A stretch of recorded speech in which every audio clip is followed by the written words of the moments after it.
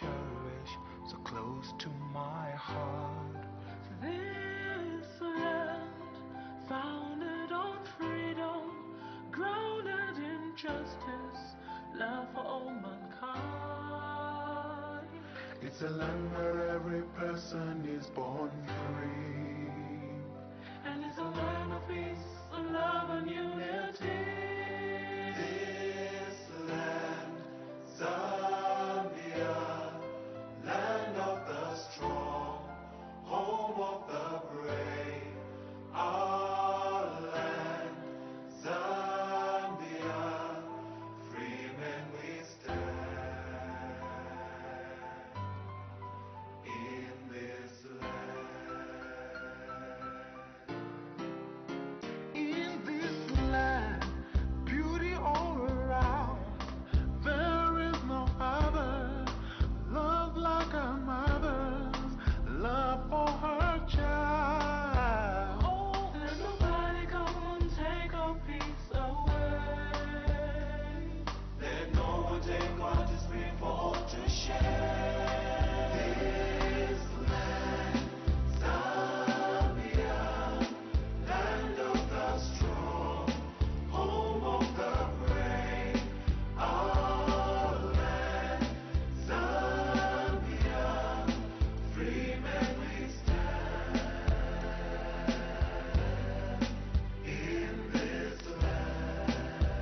Ooh, I believe the better days are surely coming, and I believe that we can make it through this night if we lay pride aside, put a trust in God. Learn to love each other. You must sister, you my brother. Right or wrong, together we are stronger. So don't let nothing, Nothing, nothing nothing tear us apart. Zambia, land of the strong.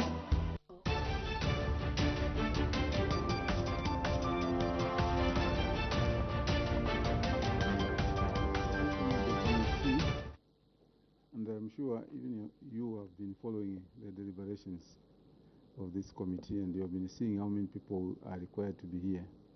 Because we want the full house just like members are here. You need all your officers so that when you're asking specific questions from a specific department, they cannot load. If the Rwansha Municipal Council, if the ministry or the commission wanted to have you alone to run the institution, I think they wouldn't do that. And this is the reason as to why they have given you lieutenants, they have given you people to work with.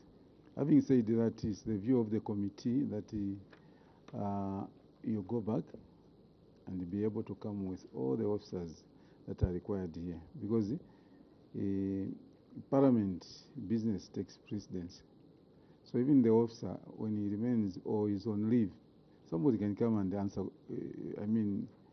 come and attend the committee meeting for a day and go back. So what I mean is when Parliament summons you, we have to take it very serious. And seeing all the people that are watching, including the management of this institution, they only see 2 members. And depending, members are always ready to ask a lot of questions. When they do that, you find they are the 2 of you.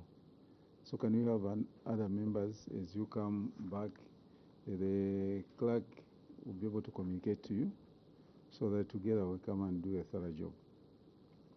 Thank you. Thank you, Town Clerk. Thank you, Chair.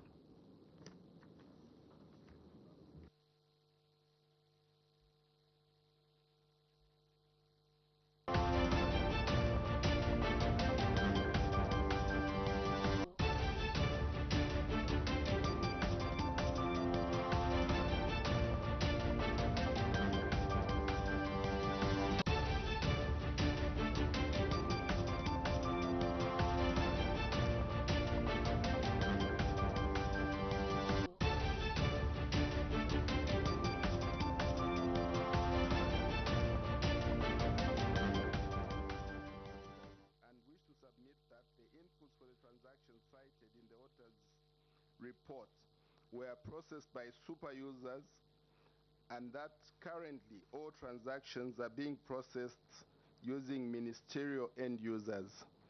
We have attached an appendix, Appendix 1. Remedial measures. The ministry will ensure that all inputs done by the selected super users are coordinated through the ministry. I move on to C, failure to perform monthly reconciliations.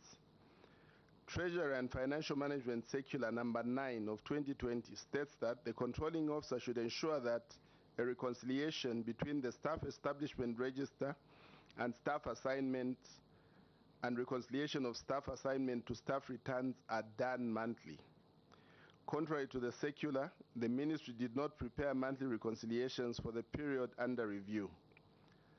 This exposed the ministry to over-recruitment and failure to monitor recruitments or additions to the payroll.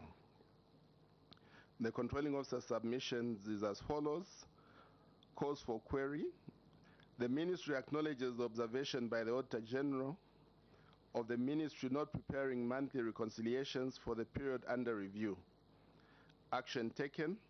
The ministry has taken note of the auditor's observation and wished to report that it has since prepared monthly reconciliations, though this was done at the time the audit was being conducted, and the monthly reconciliations are up to date as at the end of 31st January 2023. We have attached Appendix 2. Remedial measures. The ministry will ensure that the monthly reconciliations are prepared by the 15th day of the following month. And move on to D, misplacement of payroll area. Cabinet Office Circular number 13 of 2019 requires that controlling officers should ensure that all employees under their respective ministries, provinces, and agencies are placed in their duty stations as directed by the Service Commission or the responsible officer, and that any employee who shall not be on their duty station by 30th September 2019 should be removed from the payroll. Contrary to the circular, during the period under review, 4 officers were not physically stationed at the ministry drew salaries in amounts totaling 404,779 on the ministry's payroll. The controlling officer's submission is that the cause for query. The ministry acknowledges the observation by the Auditor General that 4 officers were not physically stationed at the ministry and drew salaries in amounts totaling to 404,779 on the ministry's payroll. Action taken. The ministry wishes to report that out of the initial 8 misplaced officers, 2 had their pay points aligned as indicated in the status report of the auditor's report. Out of the remaining 6, 1 has since been removed from the payroll. A name is provided there, Christabel Chimpansha, and the remaining officers. And of the remaining officers, the ministry has written to PSMD requesting for the removal and appropriate placement. We have attached an appendix at 3. In terms of remedial measures, the ministry will ensure that only officers that are stationed at the ministry will be eligible to draw salaries from the ministry's payroll. I move on to E, Chair, delay to conclude disciplinary case. According to the disciplinary code and procedures for handling offenses in the public service, offenses are classified in various categories and the charges depend on the nature of the offense. Further, Section 28, subsection A states that the officer concerned will, wherever possible, hear the case within 7 working days of completion of investigations, unless there are exceptional and valid circumstances that make this not possible. Between 16th January 2014 and 4th February 2014, 6 officers processed payments of funds in amounts totaling 1.3 million at Rufunsa Council, which were not paid to the intended recipient, and subsequently On 6th May 2014, the officers were suspended from their positions to pave way for investigations. On the 4th of November 2014, the Anti-Corruption Commission concluded their investigations and the officers were arrested for the offense of theft by public servant and money laundering. As at 31st July 2022, the case had not been concluded and officers continued getting paid salaries in amounts totaling to 7,152,000, 7,152,152 without providing any service. See table 2 below, and there's a tabulation there. My submission, Chair.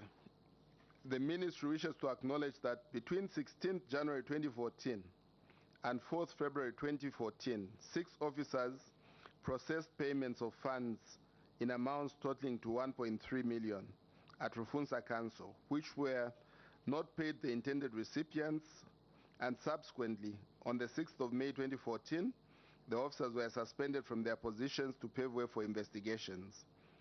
On the 4th of November 2014, the Anti-Corruption Commission concluded their investigations and the officers were arrested for the offense of theft by public servant and money laundering.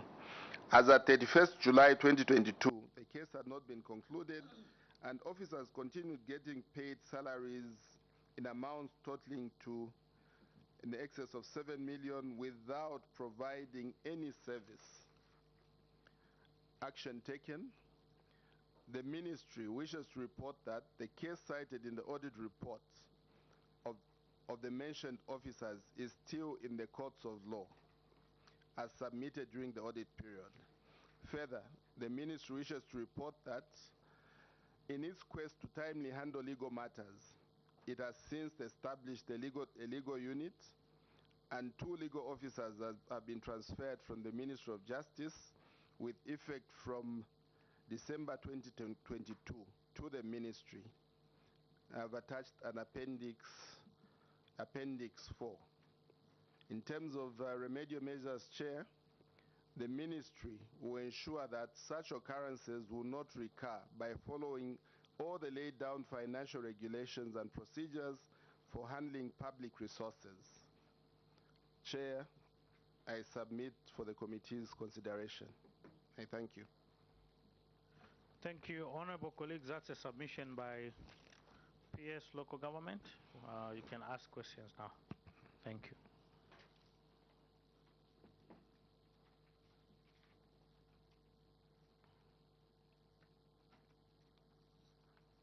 Honorable Mkosa, you can proceed. Thank you, Chair. Controlling officer, the issue of unauthorized salary inputs. These 42 input transactions on your ministry payroll, can you kindly confirm if there was authorization from your office? And if it was there, we would like you to show us the confirmation of the authority. Thank you, Chair.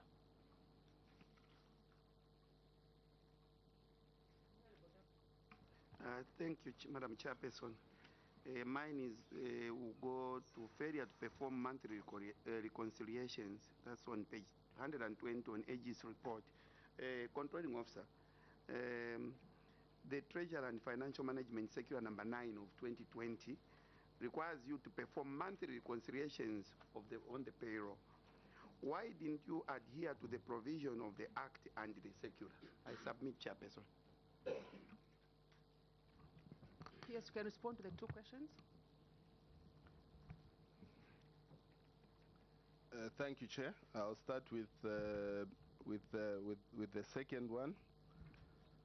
Say why did I not adhere to the regulation? It's a difficult question to respond to. I'm the office holder, and you will note that the period that is being referred to is historical, but suffice to say that I'm in the office now, and we've indicated to say in terms of what we are doing, we are now up to date in terms of these monthly reconciliations. It is a requirement. I can only suggest that it could have been a great oversight before to not carry out these reconciliations. That's why, as controlling officer now, I've committed to say that going into the future, we shall ensure that we carry out these monthly reconciliations, and this is what is happening at the moment. For the first question, yes, do you have anything on it? You can redirect your question. Chair, my director, human resource, is just a month old in the office, and I just wanted to get a bit of guidance. But suffice to say, Chair, that in my submission I did indicate to say the ones who did make these entries were super users, and super users have been given authority to perform those particular roles. I may not have particular evidence to suggest that my office authorized them, but by virtue of the fact of them being super users, they tend to have that authority to get into the system and make some changes. I submit, Chair. Honorable Mkosa. Chair, he has answered the question that he has clarified. Honorable Mnyima. Thank you, Chair. Controlling officer, thank you for your submission. When you look at, for example, your appendix 3 in your submission, you have, employees who have never been employees of local government, but they've been drawing salaries. Like that Mr. Stephen Mlenga, accounts assistant, but the officer was placed on local government payroll when he has never been an employee for your ministry. Why haven't you taken action, or your office historically? What was the inertia of taking action than waiting for an audit to have people who are not employees drawing salaries? And I know she's a new HR director through UPS, but what was the office doing in as far as accounting for its staff? How did the office of HR allow irregularities of people who are not employees to draw money from government? Honorable Mkumbi. Chair, in addition to the questions from Honorable Munyima, I just want to know the current status of those officers, I think the 4 officers, where you are saying you have written to PSMB. Are they still drawing salaries? If yes, under whose authority? So what is the current position as of now? Thank you. PS, you have 2 questions to respond to. Thank you, Chair. For the first question, with regards to employees, some of whom have never been employees of the ministry. They are public workers, but they're not just employed by the ministry. So it's a situation where when a person is employed in the public service, they must be placed on the payroll, and there must be an existing vacancy for them to be placed on the payroll. So it could have been a situation where the particular officer was placed on the payroll because that is where a vacancy existed, and however there was need to regularize it or correct. The practice must be that everyone who's employed by the Ministry of Local Government must be on the Ministry of Local Government payroll. Anyone employed by the Ministry of Finance or Ministry of Foreign Affairs or whichever government department must be on the relevant staff establishment and payroll. But over a period of time, because of transfers and other administrative issues, you find that we still have some lags in terms of having the relevant staff placed on their particular payroll. And this is something which we are looking at very closely as a ministry in 2023, and we continue working to clean up our payroll. We know that if we insist on cleaning up our payroll, it will also trigger changes elsewhere. That's why we did indicate to say that we have written to PSMD to have people who are on our payroll and they're not supposed to be, for them to be taken out, so that the necessary action will be done in other line ministries and other spending agencies. Director Human Resource, would you like to add on?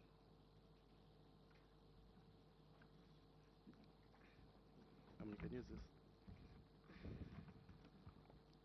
Thank you very much, PS. Thank you, Chair.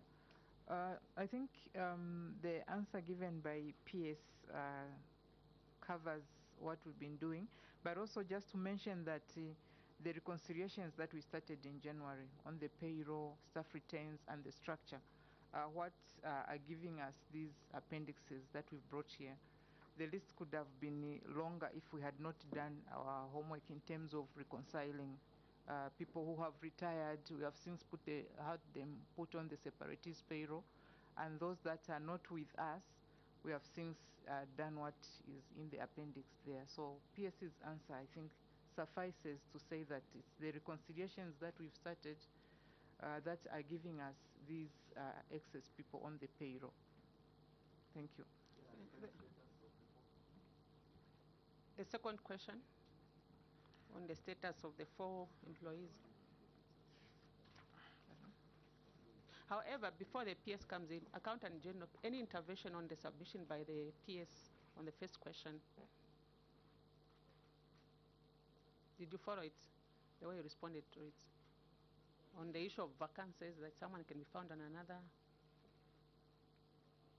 You didn't follow it? Okay. PS, what is the status quo of the 4 officers? Maybe through Director Human Resource through the PS?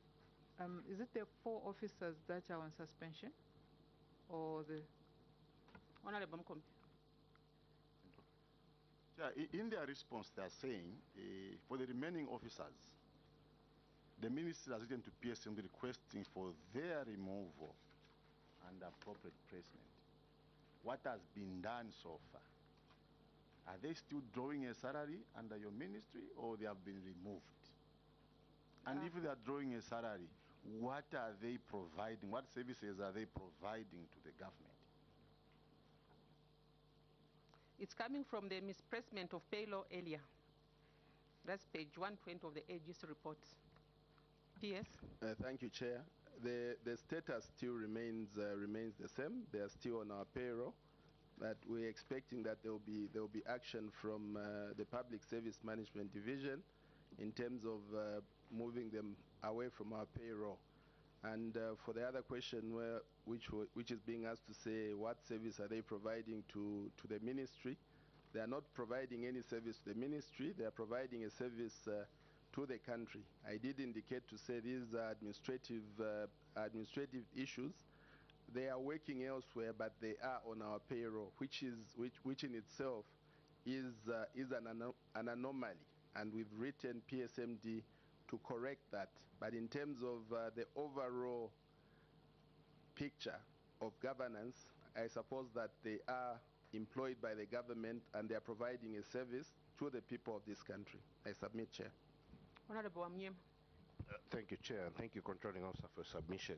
This Christabel Chipansha, who was removed, where was she working? Which part of government was she providing a service? This one who's been removed from the payroll. PS, you can respond to that question.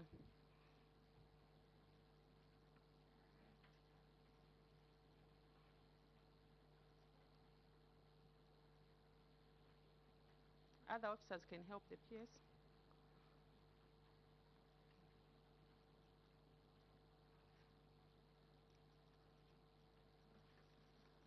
PS, did you have time to sit with your officers to study the audit report? We did, Chair. I just don't want to give an incorrect response to the committee in terms of this Christabel Chipasha and which ministry she was at. The only thing that I vividly remember is that they were on our payroll and they are one of those who've been moved.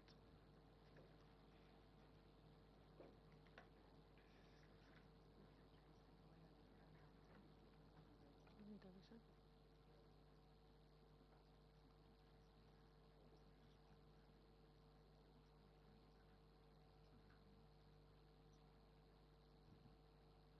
Sorry, Chair. I'm just receiving guidance. Normally, the ones who would have information on such are people from Public Service Management Division.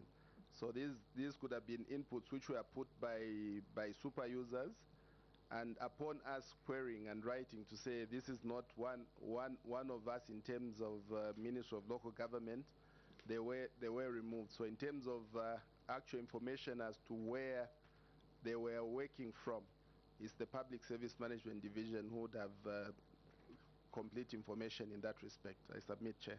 Thank you. AG, any intervention?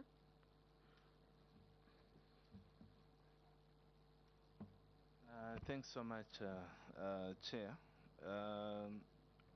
We do hear the controlling officer's submission, and we know that as per government circular, the controlling officer is ultimately responsible for the resource that sits within their respective ministries. And for these officers in question, much as they were introduced by respective super users or PSMD, it still remains the onus of the controlling officer to ensure that these people get removed from the payroll. And also the other interesting thing is we expected that the ministry could have initiated this process way ahead of the audit, because if it's only the audit that activated their need to engage PSMD to remove the officers from the payroll, then it more or less remains more like a reactive reaction instead of a proactive reaction. So we only hope that PS manages to have this normalized with PSMD, and ultimately, through the monthly reconciliation which we expect HRR to be doing, the issue of officers who are on their payroll but not rendering a service within the ministry should be brought to the attention of PSMD early enough not to wait for the audit. Thanks, Chair. Honorable Amnyima, any follow-up? No, Chair. I just wanted to find out that at the Ministry of Local Government, does the Office of Internal Audit work with the human resource? Do they do these reconciliations? PS, do you have an internal audit department? Chair, we do have a fully fledged internal audit department in the beginning in end of 2022. Before we just had, in terms of our establishment, we had a department which was headed by an internal auditor, and we also had an assistant internal auditor. But as of now, we have a department which is headed by a director. It has an assistant director, and we have the principal internal auditor, and we've got a staff complement of up to 8 officers. So we have a fully operational department. And to deal with the substantive question to say, does internal audit work with human resource? The answer is yes. When I instruct them to do so, they'll carry out, because when we have to make payments, I depend on internal audit as one of my trusted advisors. So I would normally request them to check, and if it's something to do with human resource, they are compelled to engage the human resource department to find out why there's an anomaly. So to answer the question simply is yes, they work together when necessary. I submit, Chair. Do we have someone from internal auditor here with you? Yes, Chair, we do. So you can respond to the question. Who is that one? I'm here, Chair. Can you respond to the question? Yes, alluding to what the PS has mentioned, we do monthly payroll checkups. Respond to the question of Chipasha. On the question of Chipasha, I may not be in the position to give a specific answer to where she was operating to. I submit. Honorable Mumba.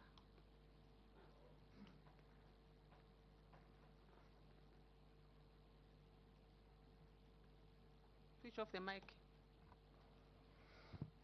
Mine is, Honorable Chairperson, on the correlation between the two legal officers who have joined the ministry and this case of the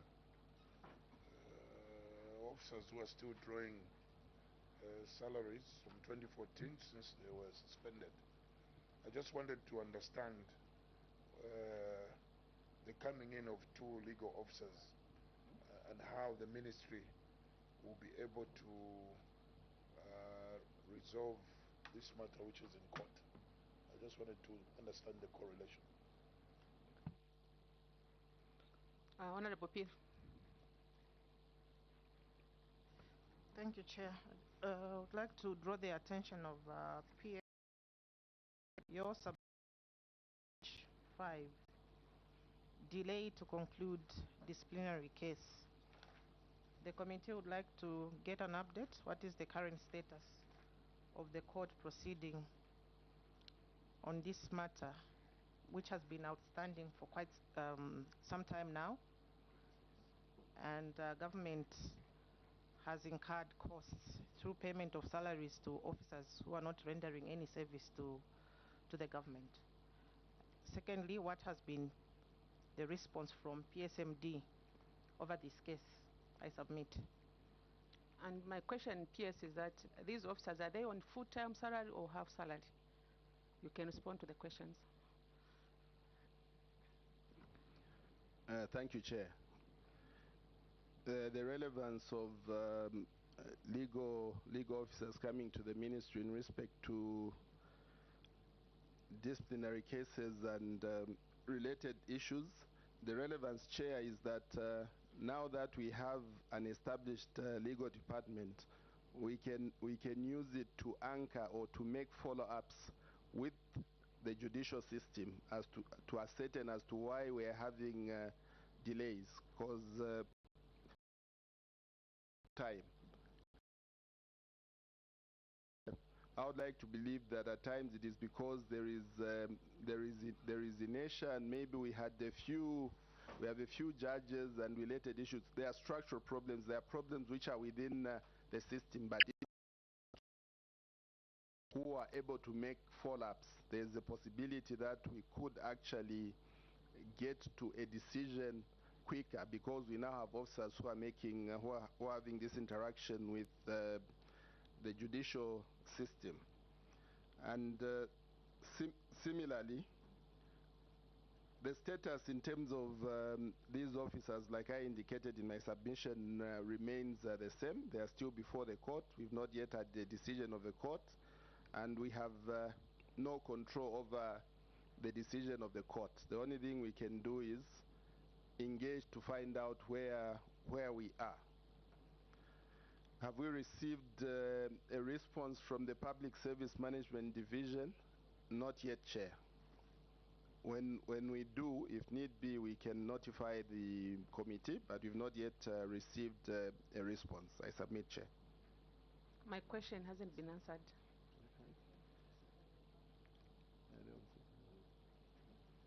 Chair, whether they're on full salaries or not, yes, they are on full salary.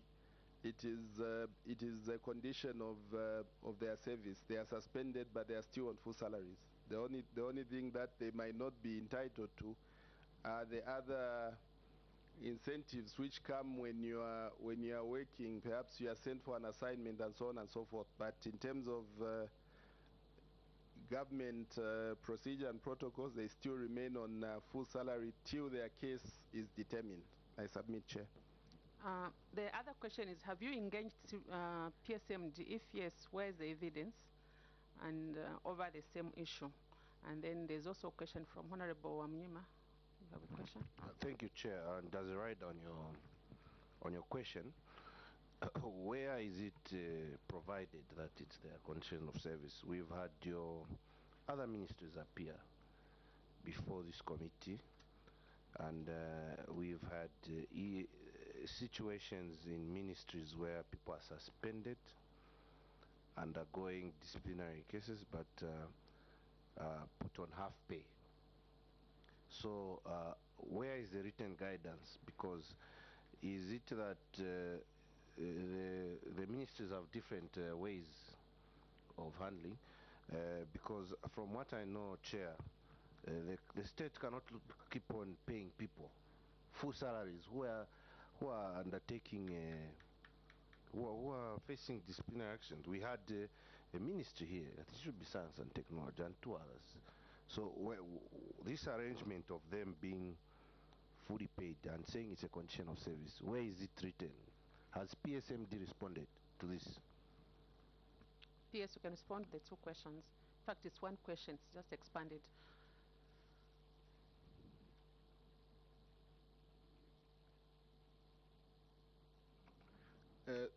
Thank you, Chair. On one of the issues which are in there was a lapse by my office. The Public Service Management Division was not notified, but on the current ones we have notified them. So two of them have since retired. That the issue or the problem was not with the Public Service Management Division, but a lapse by my office by not notify Public Service Division, and therefore appropriate action was not taken. Director, maybe you'd like to take the one for conditions of service. Why on full pay?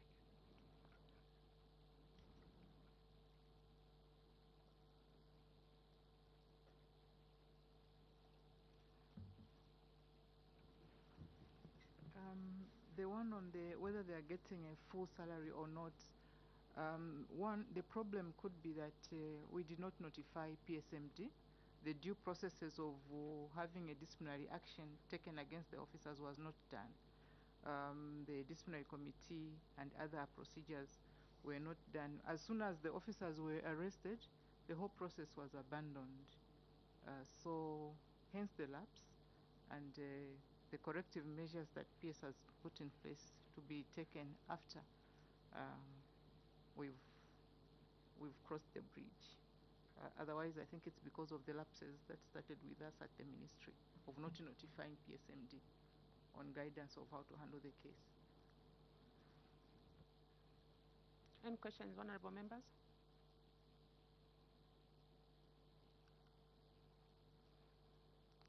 We are done. Thank you so much, PS and your team, for your responses. However, PS, you know that you are in charge of the ministry as a controlling officer. You have to understand whatever is happening in other departments.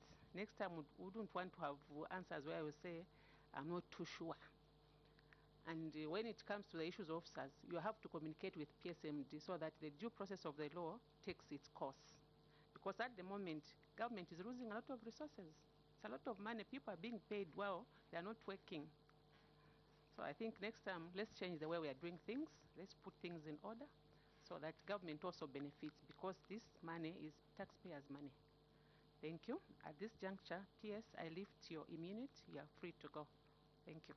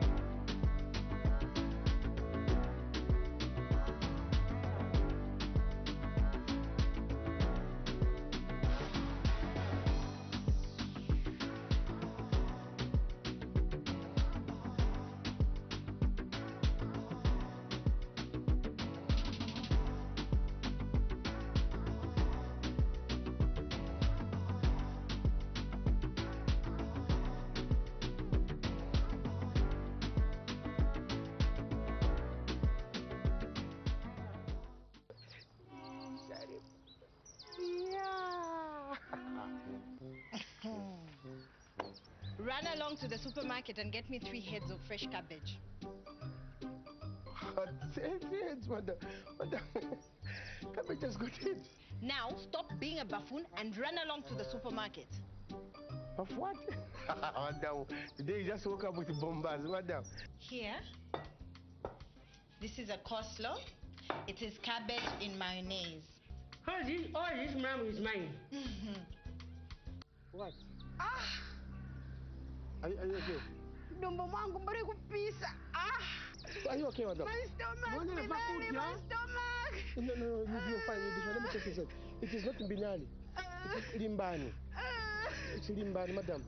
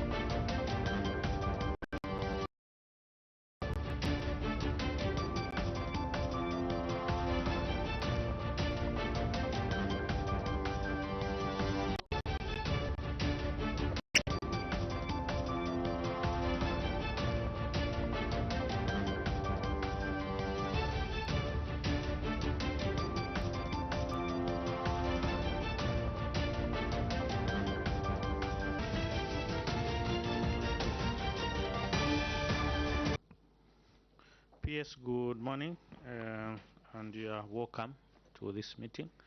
We'll proceed with our meeting. We'll proceed with introductions. Honorable members from my right, you can proceed and introduce yourselves. Thank you, Chair. Good morning, PS and your team. My name is Jacqueline Sabao, Member of Parliament for Chikankata Constituency.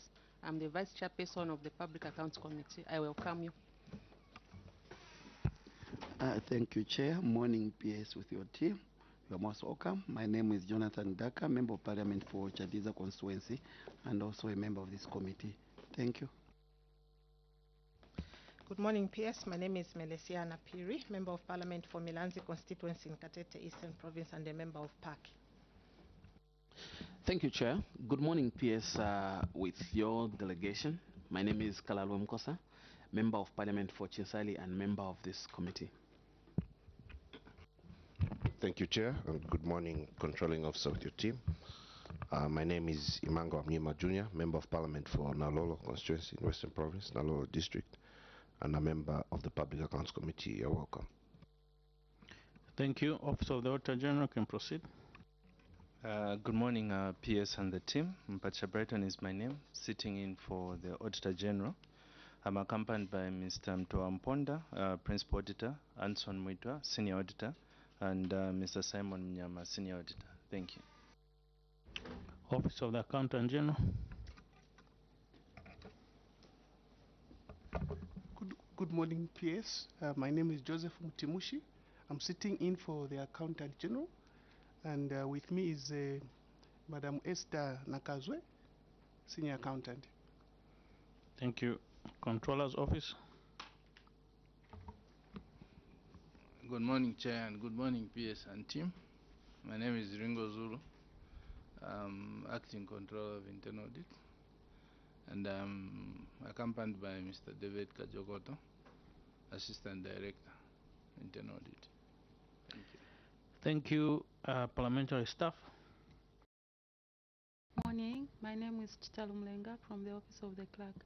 I've been accompanied by Ms. Betha Masaiti, Ms. Lusna Nyangwe, and Ms. Tiloleko Lungu. Thank you.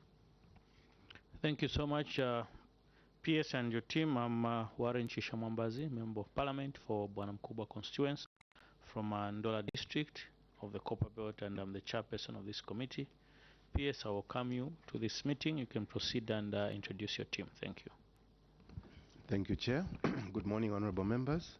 My name is Chembo Mbula. I'm Permanent Secretary, responsible for administration, the Ministry of Foreign Affairs and International Cooperation, and I'll let my team introduce themselves. Thank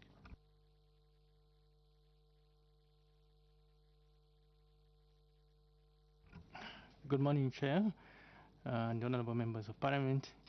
I am Marvin Kabele, Accountant at the Ministry of Foreign Affairs, standing in for Finance Director. Good morning, members. My name is Florence Ichundu, Director, Human Resource and Administration. Thank you. Morning, members. My name is Levi Chavala Karumbu, the Chief Human Resource Management Officer.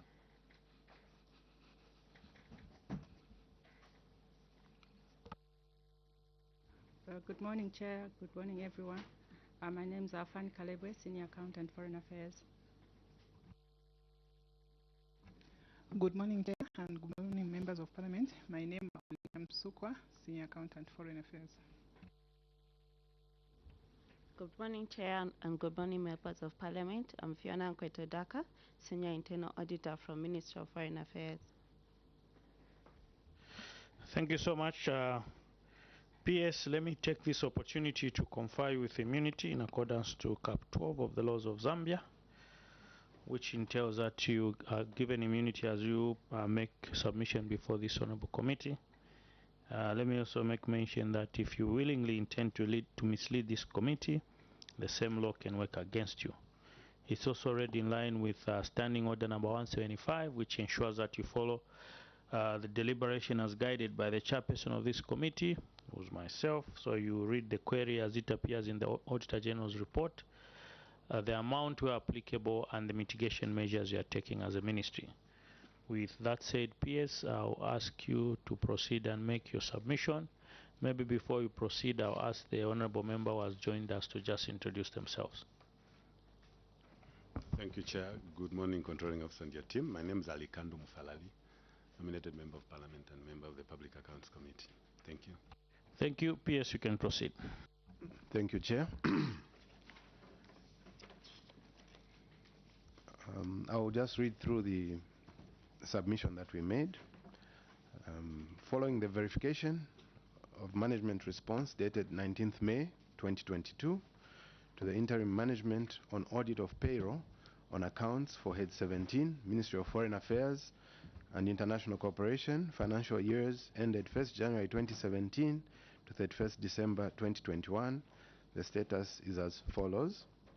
1. The audit findings: a review of the payroll system, financial and other records relating to the payroll processing and processes at the Ministry of Foreign Affairs for the period January 2017 to December 2021 reviewed the following.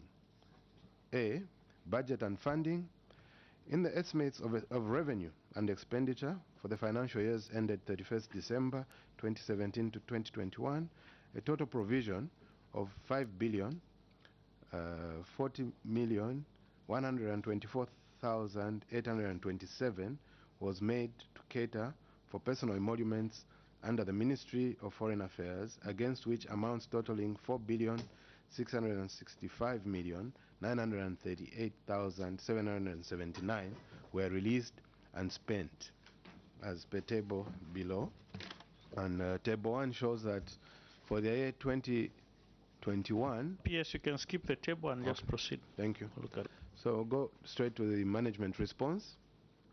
Management has taken note of the auditor's observation and wishes to inform the committee that the payroll estimates are made by the budget office based on their estimates of anticipated revenue, the attrition rate, retention rate, and net recruitment. The estimate does not guarantee actual funding. In this regard, what was estimated was not guaranteed, and as such, the underfunding. This discrepancy between the estimates and actual funding was due to other emoluments received in some years and the funding not received in others. I proceed? The next query was unauthorized salary inputs.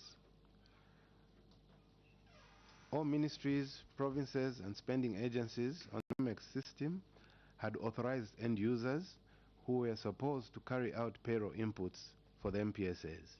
The end users were appointed from either the Department of Human Resource or the Department of Finance, that is one officer from Finance and the other from Human Resources.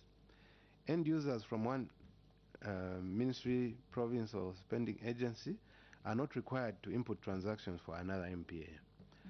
In the case of super users, they are authorized to perform inputs for MPAs such as departmental transfers upon approved written requests for transactions which end users have challenges on.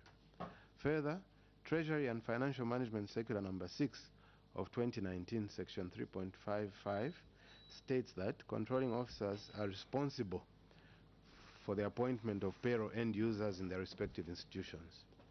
During the period under review, 59 input transactions were performed on the Ministry of Foreign Affairs payroll by 11 PEMEC end users who were in different payroll sub-areas, ministries, or jurisdictions.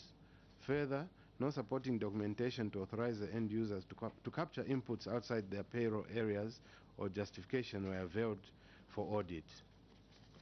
The management response. Management has taken note of the auditor's observation and wishes to submit that the ministry has been writing to the Payroll Management Establishment Control System, PEMEC, for the payroll super users at PSMD to carry out inputs that the ministry has access to. The ministry end users are limited to the ministry's payroll. The cited unauthorized inputs were actually authorized through the Ministry of Foreign Affairs and International Cooperation to PEMEC, requesting super users to undertake the inputs, to which the ministry end users had no access, such as the following: payroll transfers of officers from one ministry or institution to another, request to move officers to separatees payroll, request to reinstate former civil servants on government payroll, and request to pay missing salaries. We have attached for verification at Appendix 1 the authorization letter. The cause of query, I think, was poor record keeping, and the corrective action is that since 2021, management has devised a system on inputs are filed in a box. I'll proceed. Failure to prepare monthly reconciliations. The Treasury and Financial Management Circular number 9 of 2020 requires that the controlling officer should ensure that the reconciliation between the staff establishment register and staff assignment and reconciliation of staff assignment to staff return are done monthly.